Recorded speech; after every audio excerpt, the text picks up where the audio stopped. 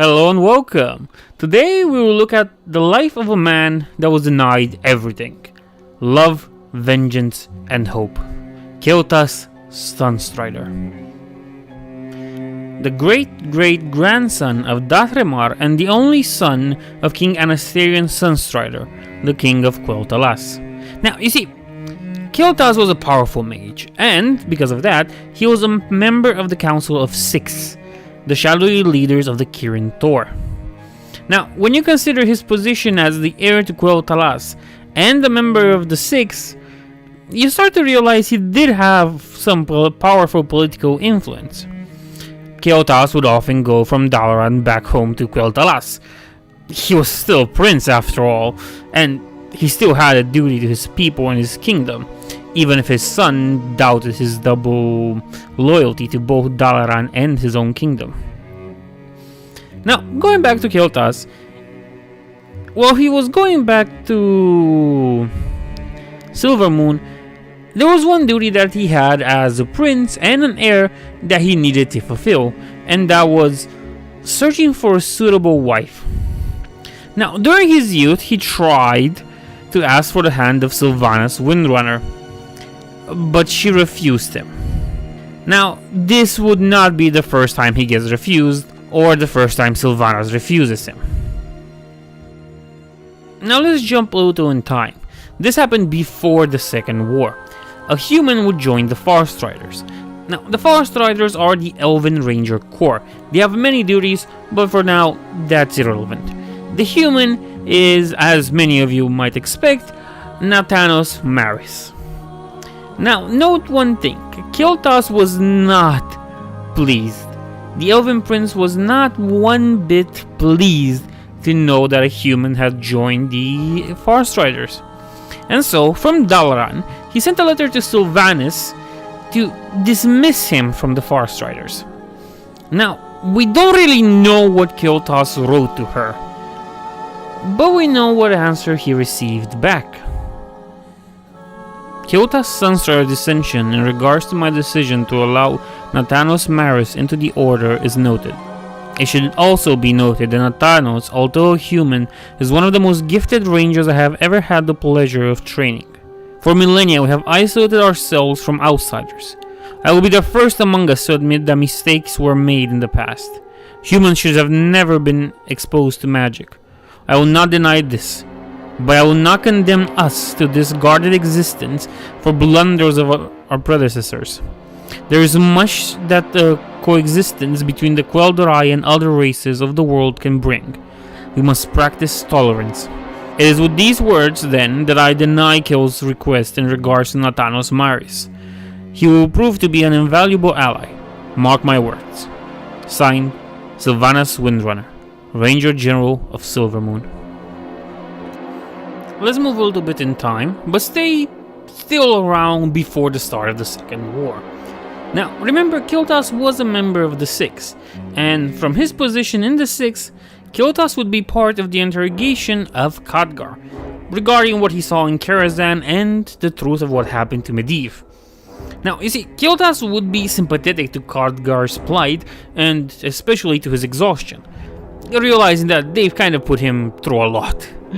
The Elven Prince would be the first, though, to grant Khadgar's request, that of unmasking himself so that the troubled mage could see the faces of those he was talking to. During that interrogation, they found out how the orcs came to the world, and they discussed what would be the best solution to deal with it.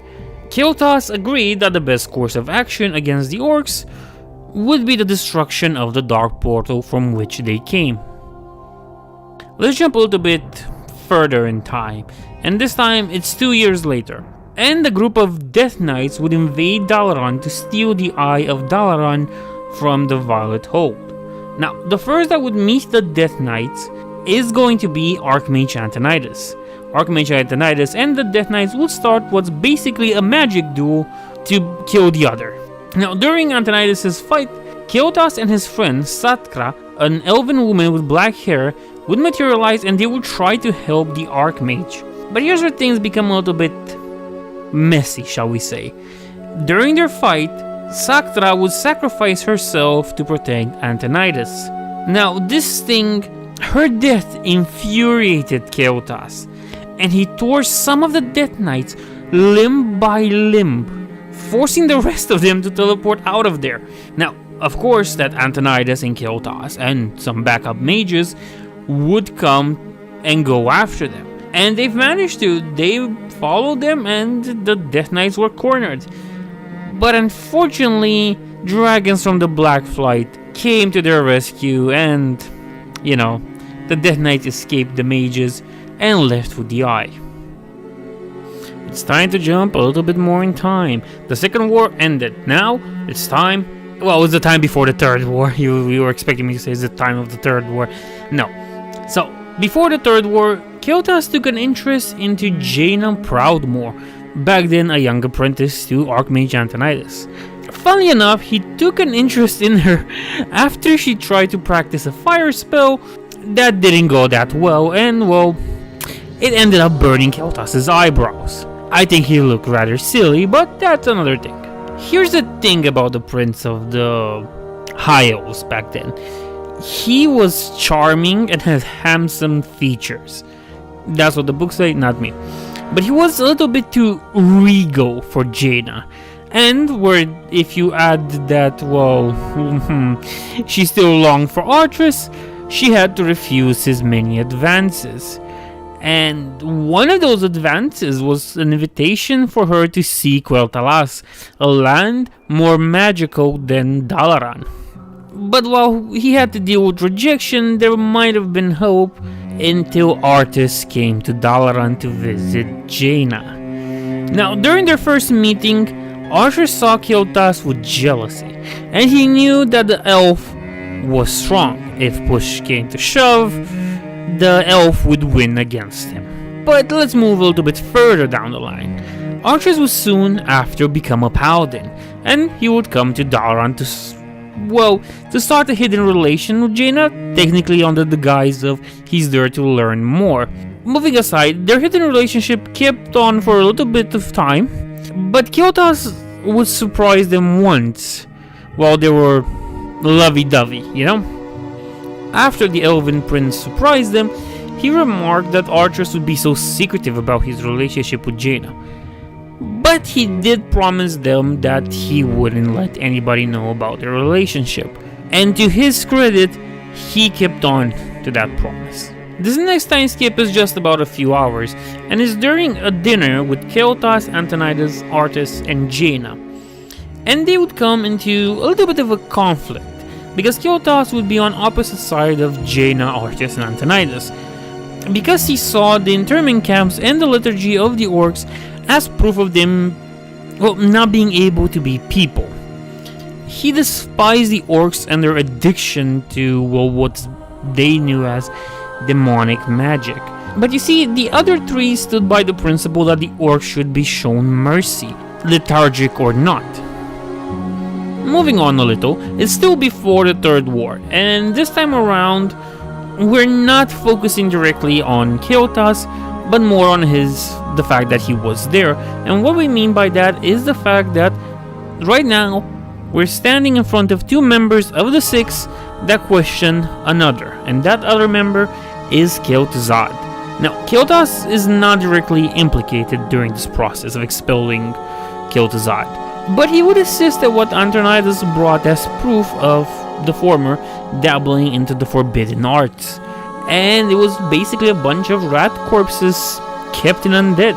Even the golden-haired high elf who had been sitting in the back of the room seemed startled, though Prince Kael'thas was a man whose age made that feat nearly impossible. Of course, Kael'thas would vote for the expulsion of Kael'thas from the Kirin Tor and from Dalaran. Time would pass once more, and this time tragedy would strike quel'thalas while its prince was away in Dalaran.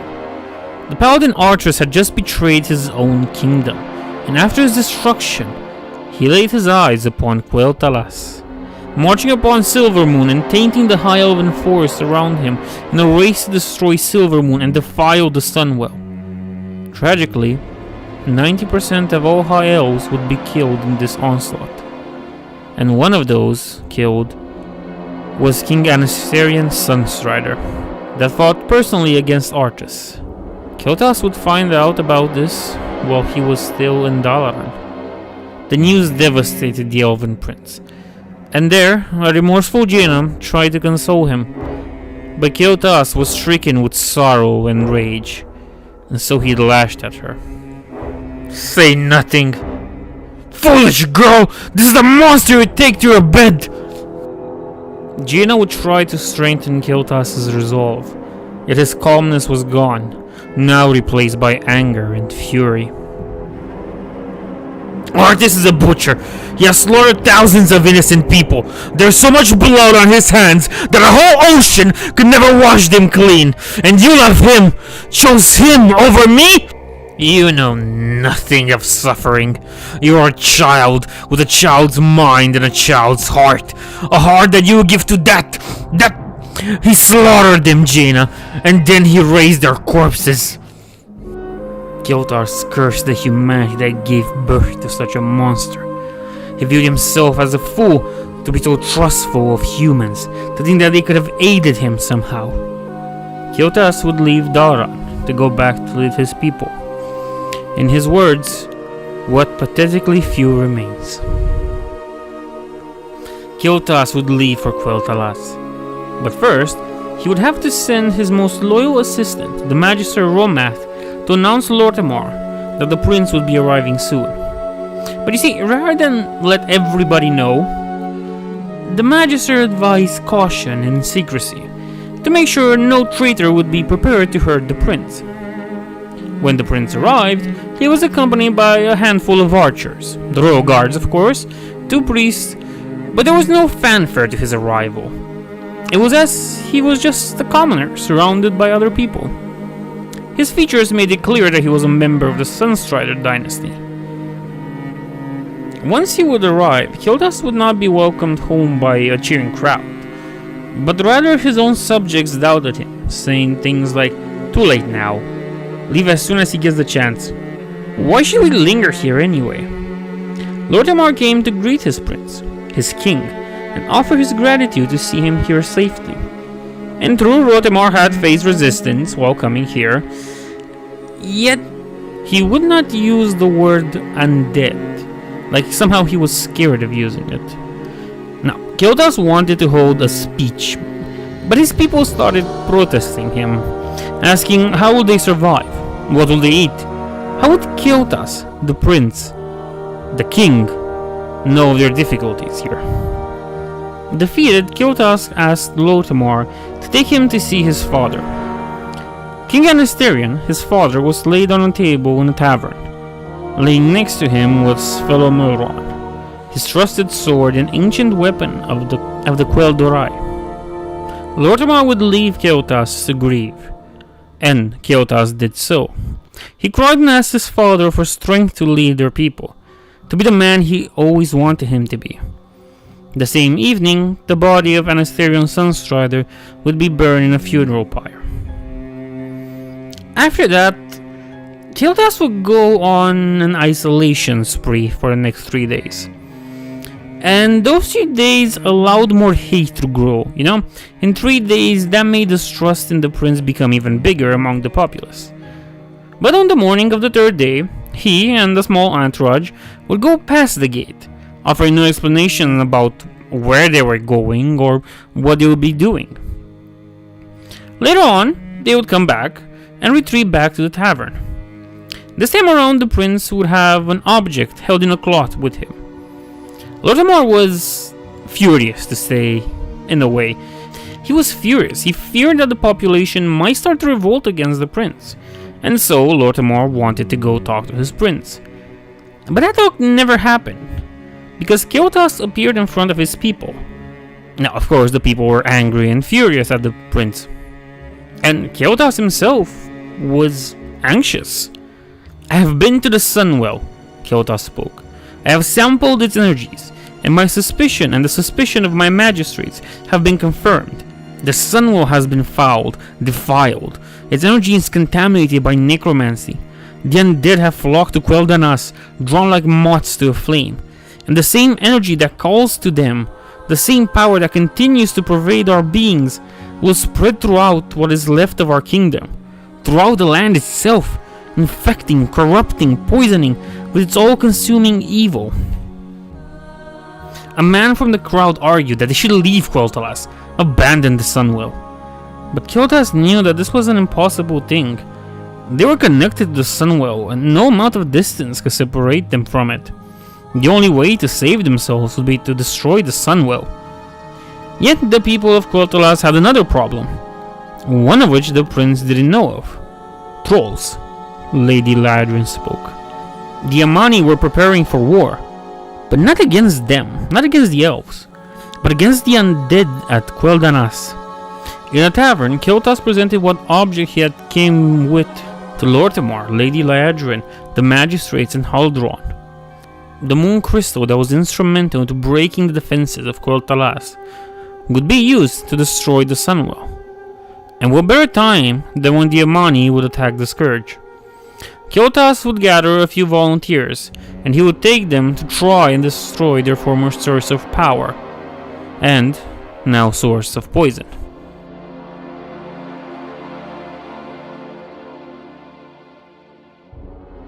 Slaughtered our remaining forces, and used the Sunwell to resurrect Kel'Thuzad as a powerful lich, corrupting its waters beyond salvation. Our people would have soon suffered the same fate had we remained linked to its magic. With a heavy heart, Prince Kael'thas decided to destroy the Sunwell.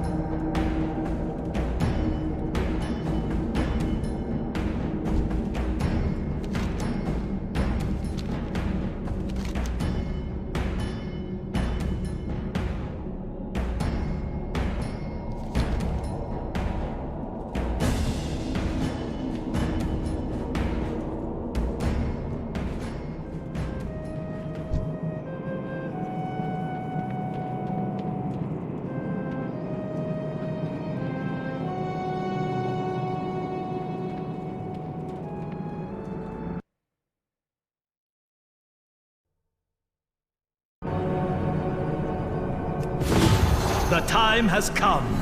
May the light of the sun guide us to the very end. Sound of cannons.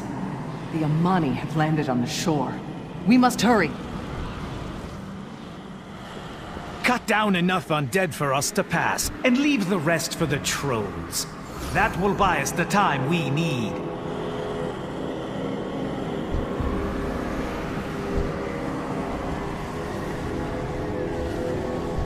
The Sunwell. What has he done? The soul of our people. Now a desecrated font of decay. It worsens with each sunrise. Liadrin, guard the entrance. Let none pass. We shall hold the line until the very end. Salama Ashalanore! Hero, with me. Protect the Magisters at all costs. We must reach the Sunwell.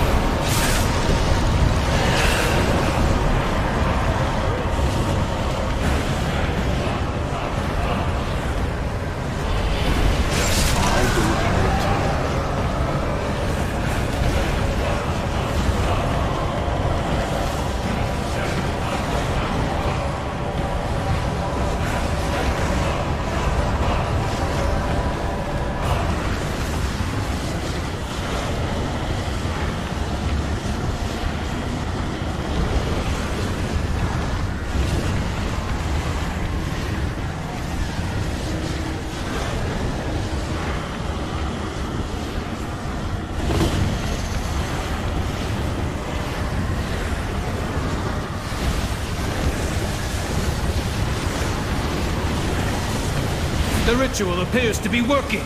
Magisters, maintain your focus.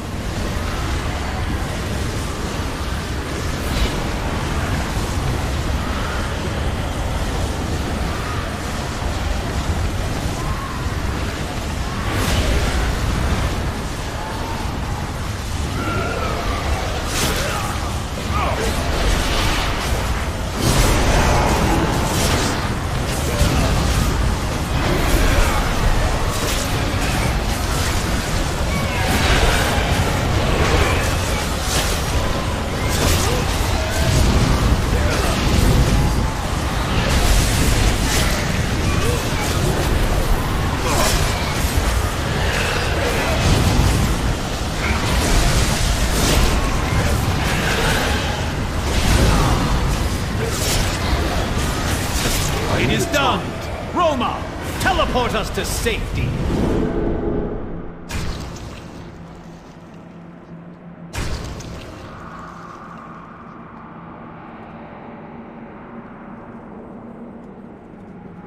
Pleasantries can wait. Fight well.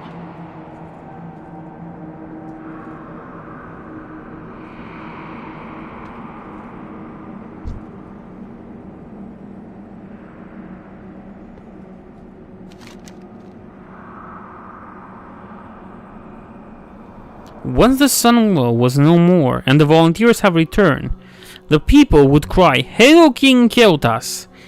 Yet he would refuse this honor, declaring that King Anasterion, his father, was the last king of the High Elves. With a speech like none before, all the distrust his people held for him turned into honest trust and love. "We must put this misery behind us. We must enter a new chapter. And so I say to you that as of this day, we are no longer High Elves. In honor of the blood that was shed throughout this kingdom, in honor of the sacrifices of our brothers and sisters, our parents and our children, in honor of Anasterion, as of this day, we will take the name of our royal lineage. As of this day, we are Sindorai. We are Blood Elves." The crowd murmured the words of Sindorai and Blood Elves, and Kael'thas saw their acceptance of this new identity in honor of those lost. "For quel'thalas!" the prince shouted, and his people, the Blood Elves, shouted back at him, "For quel'thalas! Hail to the Sindorai!" After saving his people and earning their trust, Kael'thas appointed Lortimar as Lord Regent in his absence, while he would be joining with the remnants of the Alliance in Lordaeron to get vengeance against the Scourge. There, he will also meet with a man that hated elves more than anything else, Grand Marshal Garrithos. Yet, Kael'thas would continue. With fellow Melron in hand, he hoped to reforge it as a symbol of hope for his people. Yet his history is still filled with surprises and tragedy.